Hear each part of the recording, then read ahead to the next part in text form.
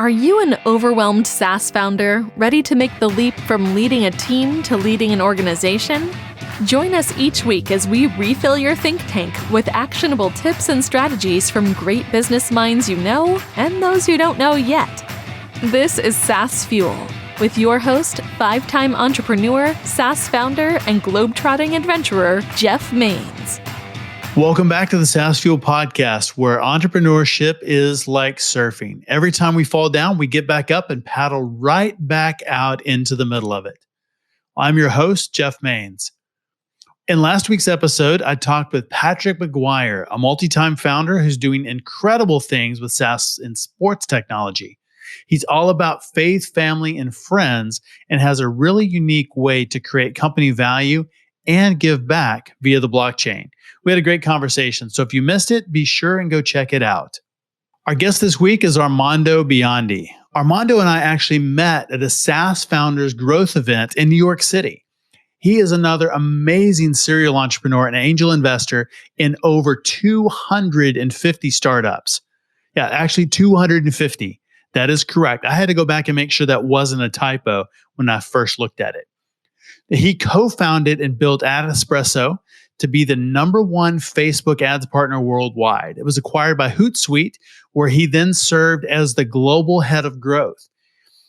Armando is now the founder and CEO of Breadcrumbs.io, the first no-code scoring engine that finds hidden revenue in companies in minutes.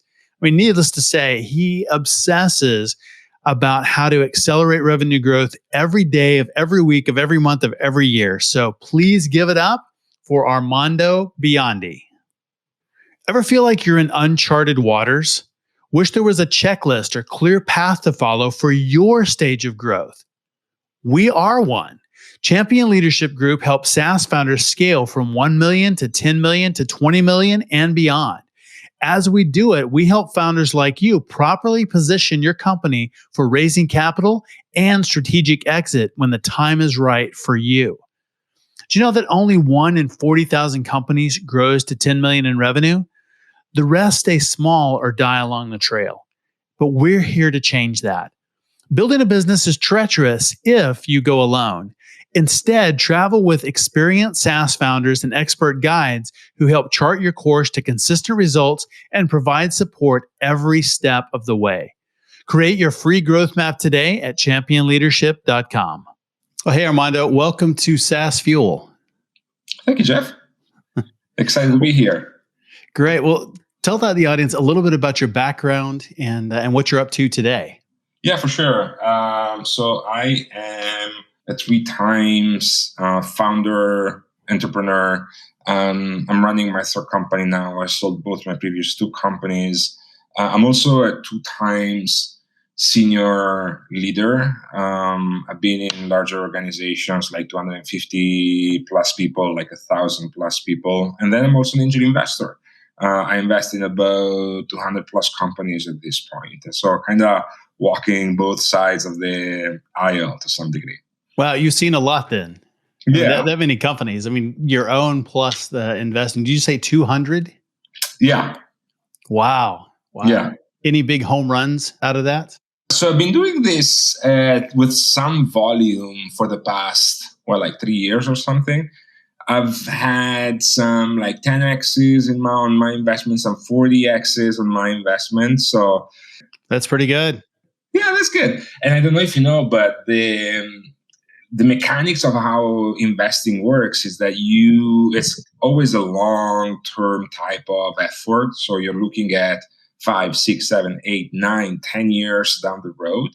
And what you see first in year 1 to 4 is the stuff that doesn't work. So that barely returns you any money, if any. And so the stuff that just fold and then maybe 1X's. And as you go into year 3 to 5 to 6-ish, then you start to see the 5 to 40, 50X's return. And the big stuff usually happens farther down the road. So excited to see, whether I made good choices or not in that sense. We'll see. That's great. What they're not overnight successes? No. Have you ever had an overnight success? No, me that's neither. not a thing. I don't know. Like if anyone talks about that anymore, but I don't think that they exist at all. No, I don't either. Overnight success after 20 years of pushing a rock uphill by yourself. Yeah, exactly. Yes. Yes. Well, that's great. Well, tell me a little bit about the SaaS companies you started. Yeah, for sure. So first one was called Peak One. It was essentially social market research back in the days when Facebook was a really young company, and didn't really have a clear idea on which kind of business model to monetize the social network with. This was, to give you a sense, like a long time ago, 2009 to 2012. And we ended up selling that one. Didn't make a lot of money. Lots of learnings, as they say. The second one, it was called Ad Espresso. It was Facebook advertising optimization for small and medium businesses and small and medium enterprises. That was 2013 through early 2017-ish. That was a good one. It was a good run in the sense that we raised like 1.5-ish, not a lot.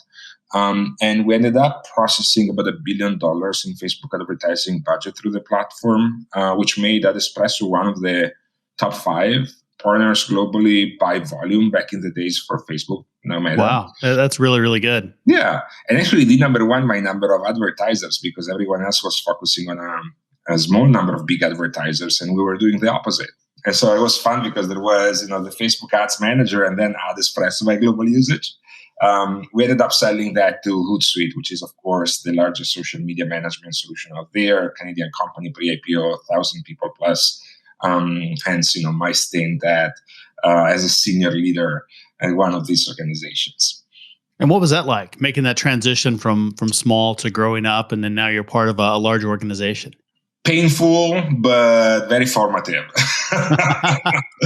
So, yeah, it's particularly as a founder entrepreneur, I think you can either excel at being like a senior person at a large organization, or continue down the path of entrepreneurship. It's very, very hard to be great at both. Yes. And so in that sense, I think retention packages are kind of part of the mechanics of how acquisitions work, but they're not really designed to last. And so as, those come to an end, you see a lot of people that are like, great, this was fun, like lots of good learnings, but let's move on to the next thing. Right, next thing. Yeah. Which I'm running now, Breadcrumbs, if you want to mention that as well. Yeah, tell me about Breadcrumbs. Yeah, just to give you a sense there, the idea is to surface hidden revenue opportunities through a no-code scoring engine that you can set up in minutes rather than weeks or months of work. Really at the intersection between marketing and sales, with the focus on revenue operators, as well as enabling kind of a modern conversion funnel. And we can talk about that more if you want.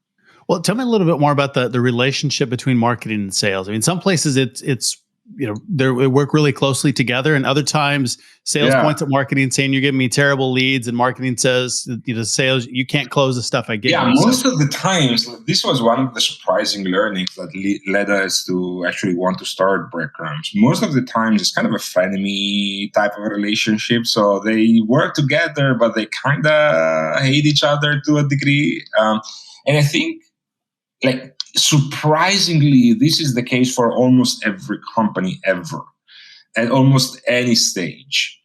And the reason for that, I think, is on two angles, or because of two angles. One, it's a fundamentally different way of measuring things, right? If you think about marketing, it's a very quantitative type of approach. How many MQLs did you generate this month, from which sources, what was the cost attached to those? And from a sales perspective, is a very qualitative way, which is, how much, are these closing at a repeatable pace, at a high enough ACV, why? And how do we get them to move through the funnel? And so there is a disconnect there already. And the other reason for, I think, for this situation is really a gap with regards to tooling. And so now, as companies grow and mature, they have different tools that cater to different functions, right? And so there is kind of a siloed type of situation where marketing has its own tools, sales has its own tools, but there is no connective tissue in between. And so there is always this kind of fence like between the two sides that's hard to kind of breach, right? And so bridging the gap there, like we were mentioning, this revenue operators focus that we have been having, like one of the most interesting things that we have been observing, which is now, like it was kind of counterintuitive a few years ago, now not so much. You are seeing like an emergence in revenue-focused operators across the board, right? And their objective is really just to make things work and have like a funnel that performs and behave in a predictable way and looks at things from start to finish, rather than getting to a certain point and then someone else has to step in, and you kind of lose a little bit of track there. That makes a lot of sense. Yeah, holistic process. Yeah. It's also, one of the interesting things that we've been observing and that we often talk about is that if you think about it, it's also a fundamentally different time. Most of us as operators have been formed thinking about this traditional idea of a funnel, thinking about CRMs as sources of truth for the company. But none of those things are true anymore. Like to some degree, every department has its own source of truth. Product has its own, marketing has its own, and then sales has its own, and then ops has its own, and then success has its own, right? Right.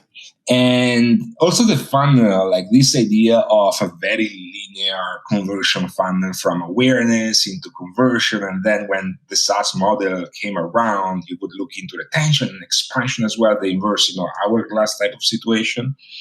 It's not really the case anymore. It's an oversimplification.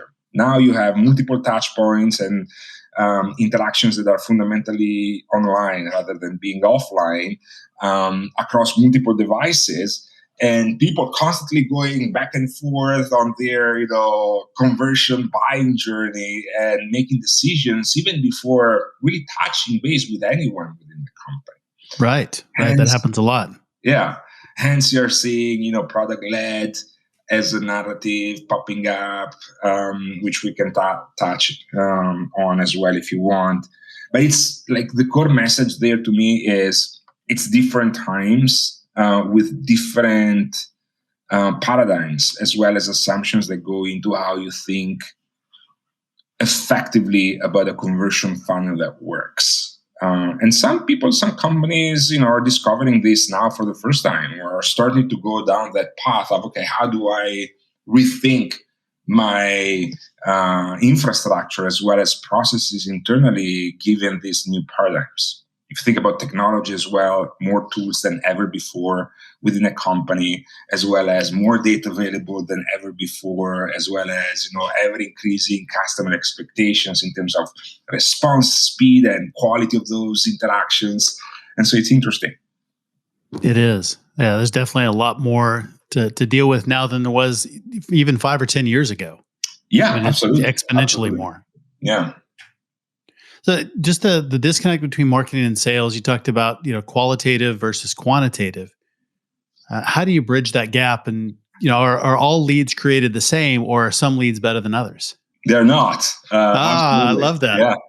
Not every lead is created equal. Not every dollar of revenue is created equal. We're actually having a conversation around this last week with an interesting group of people. So the way you bridge the gap, I can tell you how we think about it and how I've seen the most sophisticated operators think about it. That's really helpful. I mean, learning how to think is much better than just throwing out a quick tactic. Yeah, so exactly. how we think and how we process is really important. So historically, in a conversion funnel, you would have MQLs, which is marketing qualified leads, that would translate into SQLs, right? Sales qualified leads, and then SALs, which is sales accepted leads, and then they would go through the conversion funnel to become either close won or lost.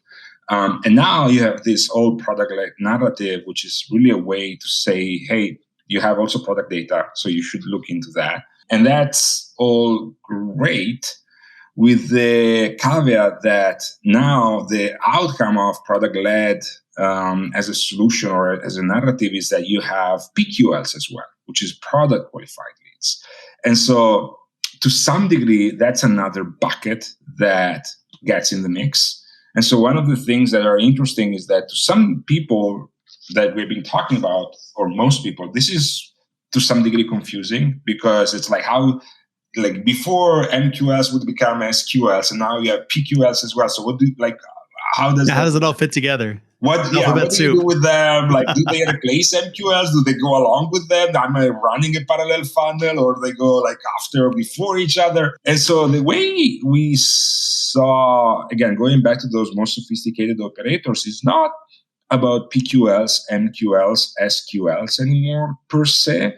It's about taking elements out of marketing, your marketing stack, your product stack, your CRM, to build this overarching, emerging quality across really two dimensions, plus one, if you want. One, this idea of increasing or decreasing fit, right? Every company has an ICP, an ideal customer profile, and there is a description around it, and there is, leads that are consistent with that idea or not, and there are various degrees of consistency, and that's one dimension. And then the second dimension is, what's the level of activity/engagement that these opportunities or customers are exhibiting throughout your online properties? And that's not only marketing anymore, it's also product, right? And so one of the examples that we often do, if you think about someone visiting your pricing page, and then a second person converting from trial to paid, and then a third person activating a new trial, all belonging to the same company, all happening in the same month, that would be a clear upsell or expansion opportunity for most organizations, right? Right. Except most organizations cannot really detect that behavior when it's really happening, because each and every one of the data points that are necessary for that sit in different repositories, right? That's true. So one question becomes, okay, if that's the state, how do you enable the underlying tech infrastructure to surface the right behavior at the right time, so that either your team can engage, or from a programmatic perspective, you can trigger the right reactions that are the most appropriate to that specific type of situation? So how do you know what the right action is for each situation? That goes back to the stages of the buyer's journey, right? To some degree, those are still valid. It's just a dramatically more complex type of journey on one side, as well as tech stack and data that you can feed into this. And so you can have people that are, active, but not really in your ICP. That might be, an investigation area for you, because if you have like a high representation of people that are wanting to engage with you, even if you don't necessarily care about them, why is it even happening in the first place, right? And then you might have people that are very active with you, and you do care about them, and so they are ready for prime time, and sales should be all over them, because the fact that they are active today doesn't necessarily mean that they're going to be active tomorrow in the same way. Right. And then you have people that you do care about, but are not high activity just yet. And so in that sense, or for that cohort or cluster, most of the companies, they put in place dedicated drip email flows and or in-product triggers to stimulate that behavior that you want to see, which is consistent with your definition of ICP, so that they can jump on the high engagement, high fit bucket and engage with your team, if that makes sense. Yes, it does. Yeah. So how do product-led companies, how are they different? And how are you seeing that transition? Yeah, that's a good question. So product-led is interesting. The whole story / narrative around product-led is bottom-up, self-serve, SaaS model that at some point translates into a sales-assisted commercial motion. And they're different in the sense that they tend to front-load engagement through product and use that as a predictive signal for other things that they might happen. In that sense, one of the things that we have been talking about over and over again is, okay, operators these days are talking about product-led, and you will hear different flavors. You will hear product-led growth, you will hear product-led sales, you will hear product-led revenue. So different flavors, effectively the same thing. And one of the questions that operators in more mature or later stage type of companies or different type of industries are asking is like, does every company need to be a product-led company? And the answer to me is not necessarily.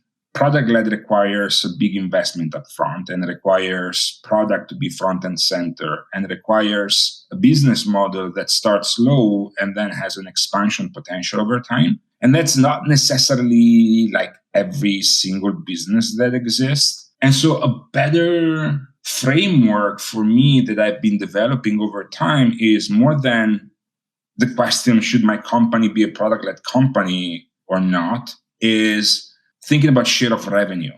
And if you think about share of revenue, you will discover or realize that maybe your company can have a product-led share of revenue and still be marketing-led and sales-led as well. And the reality is that even for the companies that are product-led or talk about themselves as product-led, if you double-click on what the share of revenue that's really product-led, it's lower than you would expect. Because they too recognize that product-led has a value, but at some point there has to be like a marketing-led motion and a sales-led motion if you want to evolve into a more mature, bigger type of company.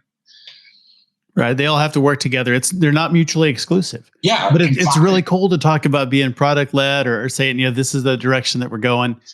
Absolutely right. But yes. It does take all of them. Yes. Armando, we're going to take a quick break and we will be right back after a quick sponsor message. And we'll talk about biggest lessons learned from your first few companies. Feeling stuck? Hit a growth ceiling? Break free and get growth moving with Champion Leadership Group. Our team of SaaS growth experts works with you to quickly identify and solve 53 root causes for stalled revenue growth. And then we keep revenue soaring with 268 powerful SaaS-specific growth strategies. Many cost nothing and can be implemented in a day. Use them to blow through growth ceilings and keep revenue rocking. Best of all, you never have to walk alone. Our group of mentors and fellow SaaS founders is here to support you on your SaaS building entrepreneurial journey. Get free SaaS growth tools, including your own custom growth game plan at championleadership.com. And welcome back to SaaS Fuel. My guest is Armando Biondi, 3-time founder and investor in over 200 SaaS companies. And we're talking about past experiences and building your first few companies. What are the big lessons that you learned out of that you've been able to bring forward? Great question. One big lesson is around, not surprisingly, the importance of the alignment between the different functions within organizations and how the companies that win very rarely do it just because the product is great. One of the things I've been learning, which is to some degree counterintuitive, is that the best product doesn't necessarily win, right? It's the combination of product and go-to-market. And most of the times, a great go-to-market with an okay product will do better than a great product with an okay or not so great go-to-market.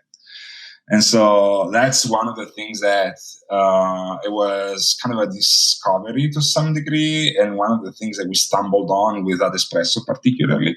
And we are thinking through with regards to breadcrumbs as well. So focus on go-to-market, focus on how to get out there and be visible and findable by your ICP or the customers that you're trying to attract. It's really key. Let me think. Another learning with regards to breadcrumbs, I think, which is interesting, is the fact that, 3 times founder, you would think that you know most of the things that you have to know.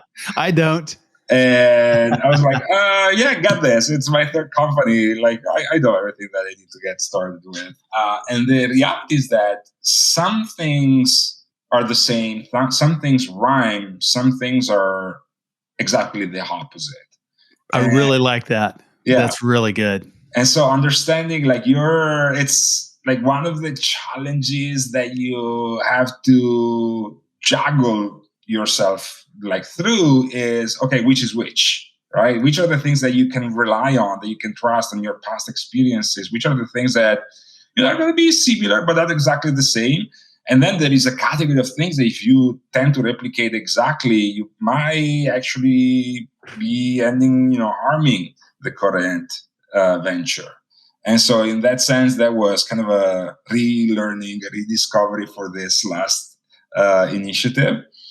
The third key learning, I would argue, is this constant struggle between wanting stuff to go faster, everything pretty much. Right. This tension to, I'm with you. Are we there yet? Are we there yet? Are we there yet? Can we move every to the next day? stage? Every day. Yeah. And things learning, like needing time to mature and evolve. And that was one of the learnings from Adespresso, which I found myself like relearning or rediscovering with breadcrumbs. The example that I often do in this sense is like if you think about planting a tree or like a little plant and wanting it to grow, if you give it too much water or too much sun, you will either drown or be burned out. And you need to give it the right amount of water and the right amount of time of sun, and then a lot of time for this thing to mature into like a big tree. And so that's a good analogy. I like that. Similar to the startup journey to some degree. Yes. Yeah, and then maybe the fourth one, last one on this side, I would mention just the importance of alignment between the team and really focus and clarity, right? Everything in the startup journey, but in general, running a business is about being intentional and deliberate on where to apply focus and effort. And every decision implies, opportunity cost around things that you will not be doing. And so how do you navigate that? And how do you make, peace with your brain on one side and all the, so many opportunities that you could go after, right, but you don't have either the time or the resources? Or how do you start taking baby steps in that direction in a way that you can execute right now? And if things go accordingly to plan, it will enable kind of a stepping stone to a bigger, bolder, broader type of conversation. Well, you're exactly right. Every decision you make, there's opportunity cost. If you're passing on opportunities to pursue some, how do you make those decisions, and how do you know if they're the right decisions? Yeah, well, I think the guiding North Star there should be the idea of product market fit, right? Is there a feedback loop with regards to customer? Are you providing value to someone in a way that they are willing to pay something in exchange for it? That's really it. And one of the things that in that sense we also have been rediscovering is that most people, but like a lot of people, tend to overcomplicate things and tend to over-engineer, overbuild, and think that everything else would follow. I thought that was only our problem. No. It's a constant struggle for us as well. And so, I think every company out there, it feels like it's just us sometimes. Over-engineer, overbuild. And like you build, and then you're like, where is the adoption? Like, right. It's there, but like, why it's not more, right? And so in that sense, going back to pacing, as well as putting yourself out there and having that feedback loop, and then constant conversation with regards to the value that you're providing, the value that you're able to capture. So with your own companies, how do you, and the ones you invest in as well, how do you know if there's product market fit or not? Traction. If there is traction, if there is growth, most likely there is some level of product market fit. And product market fit is a very elusive concept in the sense that it changes over time. Like the degree to which you can have product market fit can change over time, not only based on things that you do, but also based on competitors and or the market and or customers, right? And so like it's kind of a multi-variable type of equation. But generally it does come down to the fact that whether, like, if you're able to grow and have a repeatable, measurable progress there, that most likely correlates with some level of product market fit. And if you don't, most likely that correlates with the fact that you're not there yet. So as you're looking at the companies to invest in, I mean, 200 is a lot. So I mean, if you've invested in 200, you've probably looked at 10 times that many. If not more, probably 20 times. Yeah. How do you make those decisions? What are the key metrics you're looking at? What are the things you're looking for in the companies that you invest in? Yeah, it's generally the intersection between a few things. So number one, I like to see a founder with a background that's consistent with the company is building. Two, I like to see some interesting insight on why things that exist in a certain way could be better in some other certain way that the founder has. And then some market validation, going back to the product market fit conversation and the traction conversation. So some traction there, some revenue. And last, the potential for this thing to be big, right? So for the market to grow or for the founder to capture something in this evolution that they are thinking about that goes in that direction. Usually when I see those things, I get excited. It's most likely than not, it's going to be something that I'm going to look into thoroughly. And then with regards to industry, usually B2B is kind of my bread and butter because I know everything about it. And then e-com, marketplaces, I also frequently invest there. Rarely when it comes to hardware or like frontier tech or blockchain these days or biotech. Don't know enough, or I know that's hard and you need to have, specific skill set and knowledge that I don't feel it's my strong suit. So that's smart. That's actually where I've been burned, is going into places that I know enough to be dangerous. Yeah. And that you come out the other side and you go, yeah, I really didn't know nearly enough to make that decision. Yeah, and also because at the end of the day, like one of the interesting things that was surprising to me when I started doing like some more investing at volume is there are waves and there are things that get in fashion and then go out of fashion, like in terms of trends. Right. And when that happens, you see like 3, 5, 10, 15 companies that look more or less the same get started more or less at the same time with founder with more or less the same background. And so it's like, all right, which one should I pick? And kind of becomes a conversation around, do you have a sense around which founder will have a better shot and whether or not, like which type of market are they actually going after, whether it's going to be big or not, and whether it can sustain like 2 or 3 winners, in that space. And then they will like compete with each other pretty much to right. the market. Yeah.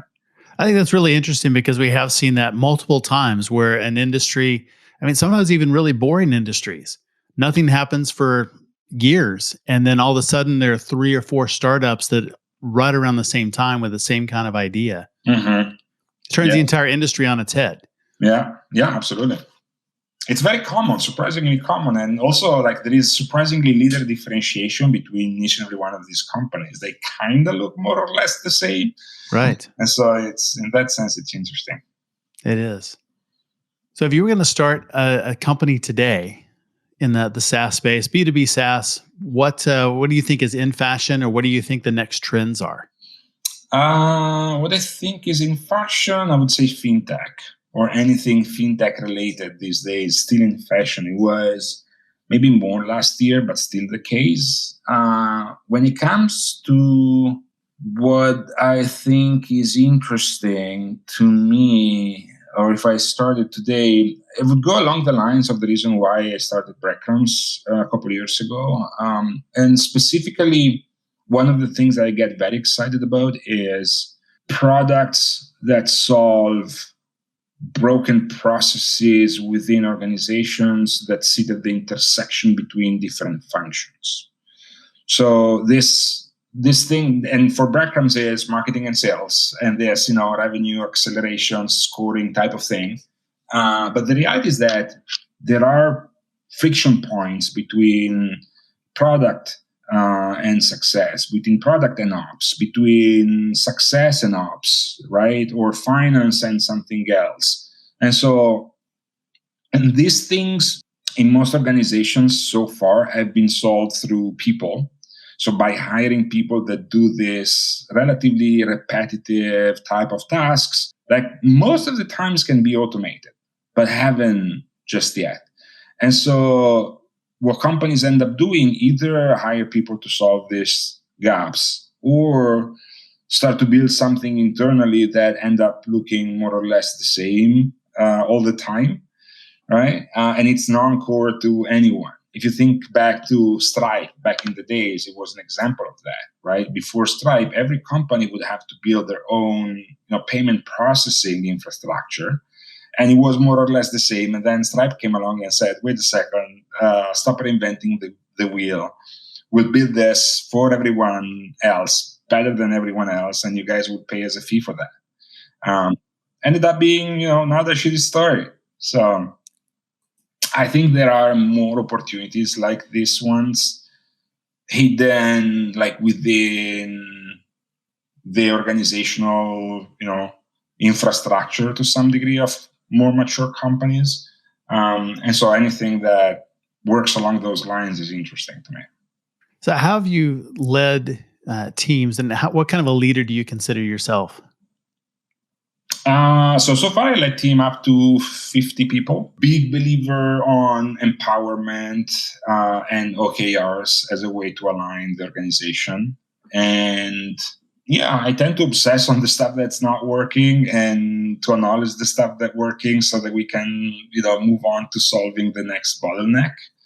And then really focusing on working with the best people that I can find that are excited about, something along the lines of what I want to work on. And in that sense, again, Breadcrumbs is a good example. The founder team there is Massimo and myself, we were the founders of Espresso back in the days. And then we added Gary Amaral, which was at Hootsuite as well. We got to know him after we sold Espresso to Hootsuite. And he was the one running what Breadcrumbs does today as a process within Hootsuite. Okay. And the funny thing is that after doing this at Hootsuite, he left and went to Chargify, ended up doing the same all over again once more. And after doing this at Chargify, was moving on again to go to another company. When we started having this conversation, I was like, stop doing this as a process. Let's try and do this as a product and see where it goes. And we ended up, deciding to join forces there.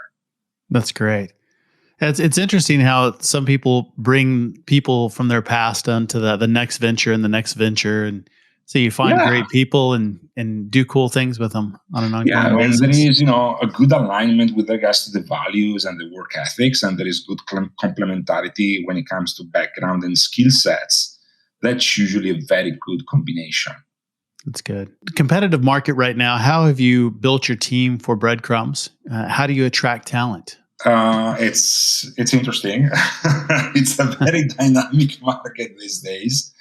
We have part of the team which is in Italy, part of the team that's in Canada, and part of the team that's in the US. And we're really tapping into talent pools that we know. We're still a relatively small organization. Breadcrumbs is a team of 20-ish, just shy of that. And so it's mostly still the stage where it's people that we knew from past experiences that we wanted to work again with in this new one. That's nice. I think we're getting to the point maybe for the next This will last probably for another 5-ish hires, and then we'll need to start expanding that approach as we, think about growing further the organization. But that's going to be a problem for the future. It's a very competitive market these days, very dynamic one. Although I'm curious to see how it's going to evolve later this year when, pretty much every company will start to want employees back and things will kind of come down to some degree, I think. We'll see. Yeah. Well, if you were going to give somebody in an early stage founder advice on what to do or what to expect, what right next steps to take, what would that advice be? Well, it depends on where they are. What's the current challenge that they are solving for? Like very, very early stage is very different from a company of like 3 people, very different from like 15 people, very different from 50, very different from 200. Let's say maybe 10 or 15 and 1 or 2 million in revenue. Okay. It's always about how do you go to that next milestone as fast, as effectively as possible. So if you're 1 to 2, the next milestone is 10-ish, right? And 1 to 2 usually implies that there is some product market fit there. There is some repeatability there. And so it's more around how do you start putting fuel to the fire to some degree and getting more of those customers that have been working with, and how do you make sure that they are happy and are getting the value that they are looking for. 1 to 10 is mostly how do more of the same as fast and as effectively as you can. That's it. All right. Like focus, more of the same. Let's get more customers like the ones that we are seeing happy with the product, and how do we reach them, and how do we make this a repeatable, scalable process? That's really important. Repeatable, scalable. Mm-hmm. Yeah, not doing things as a one-off. Yeah, which is different from very early. If you're sub 1 million, then scalable should not be a topic. Like, right. Who cares, right? Yeah, it doesn't make any difference until you get that product market fit, and then you start getting some traction. Yeah, get that repeatability, identify your ICP, get a good definition of ideal customer profile, start, fine tuning that, validate the business model. Different stages, different challenges, and different milestones, I would argue. Well, very good. Well, what is one question that I haven't asked that I should have? Well, we didn't talk about M&A too much. That's always a conversation with when it comes to founders. They are like very, very curious about, okay, how to think about this, or like. Well, I'll ask that one then. Yeah, I like that. It's one of those things that are not very well documented. Maybe the last of the things that when it comes to startups and early stage companies that it's not very well documented, which makes sense because it's always a high stake, high confidentiality type of conversation, and there is a lot of time pressure there. And so there are a lot of question marks, and most of the leverage is on the acquiring company rather than the company that is being acquired. The thing that I would recommend most founders thinking about is always around opportunity cost versus time and risk and work adjust return. And that's like a mouthful. And there is a lot packed in that sentence. But the net is that there are always trade-offs to decisions, right? And leaving a conversation that could be something on the table because it's not what you had in mind might not necessarily be the smart move there. One of the stats, and again, this is like a broader conversation that we could go down, but most founders have this idea of the $1 billion company in mind, right? They start with go big or go home type of mentality, right? Partially because the investors, ask them to, but partially because the press also talk about that stuff all the time. But there are a few things that are not as well known, and I often mention them or find myself mentioning them, particularly number one around the cost of doing $1 billion plus company. So on average, to make $1 billion plus company, you need to raise 250 million plus as a founder. You need to take 9+ years And even when you do raise the capital and do take the time, most founders end up with high single digit. So like 5 to 9% of the company. And so contrast that with M&As, there are about 2,000, maybe 2,500 transactions per year in tech in the US. 5 out of 6 are under 100 millions. And so on the flip side, if you have like 40% of the company and you take 3 to 4 years to get to that level to have a conversation around 100 million-ish, market value, it's kind of the same as the $1 billion, plus outcome, like 9 years after and 250 millions after, by having like 4% of the company. That makes a lot of sense. And so in that sense, there are a lot of more acquirers that could explore that idea for like a company in that market valuation range. And that's not necessarily a failure. Most founders will think about it as like giving up, but it's really not the case. And it's particularly in some cases when there is some risk around execution or market, or maybe the company is not profitable yet. Those are all things that should go in the conversation.